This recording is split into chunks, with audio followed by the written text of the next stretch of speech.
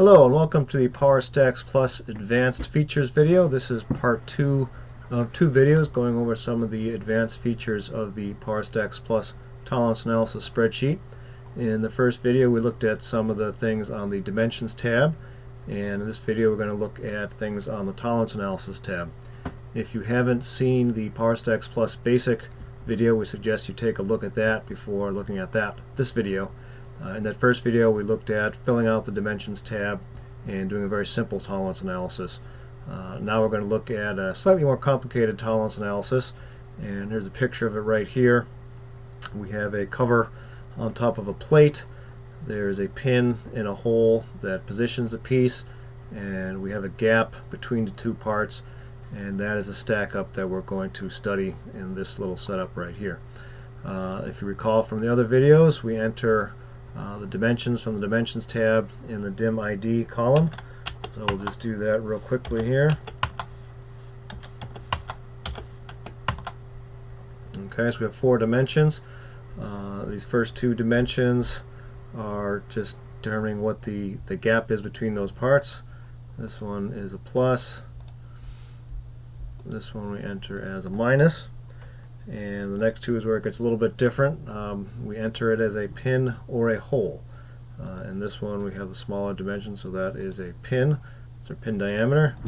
And you notice that down here this RSS tolerance turns red, and that's just a little warning that we do not have a pin and hole pair.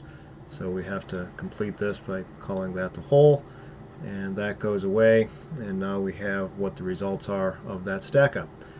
As you know, with this type of analysis, not only does the tolerance of the pin and the hole play a role in the tolerance of this right here, but also the gap, nominal gap between those 2 features, which allows for play. And the tolerance analysis stack up in Powerstaxx accounts for that. So here are the results right here, and we'll move on to the next item. As you see here, we have the RSS calculation, and up here you see we have an RSS multiplier. There's also a default RSS multiplier. You may have heard of a feature called a modified RSS. There are some people that say that the RSS is too liberal, too tight of a tolerance, does not reflect reality well, and some people suggest having a multiplier to that. And so that is an option that you can choose to use right here. You can have it default and change all of the units to have that multiplier, and you notice how this value got larger, and we can go back to 1. Alternatively, you can have the multiplier changed just for an individual stack up, and we'll do that here, and you can see that gets again a little bit larger, as well as that cell turns yellow to indicate that it is not the default value. So that is what we can do with the RSS. Also up here on this tab we have a lot size. That's a default lot size that's shown down here. If you choose, you can change that to a smaller value, and we'll call that 100,000. And notice that turns yellow again to indicate it's not a default value. And we'll fill in our limits right here.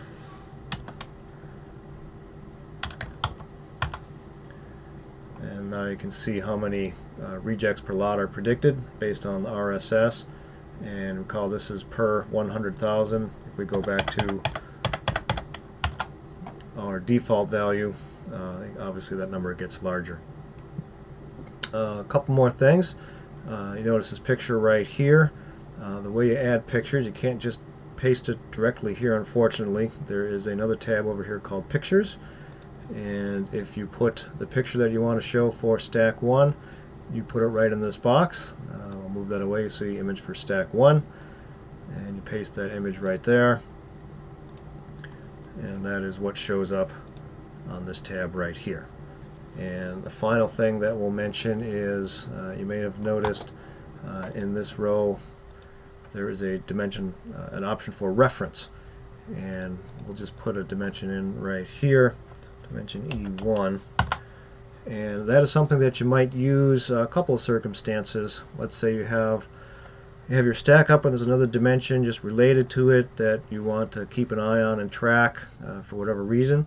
You can put that there.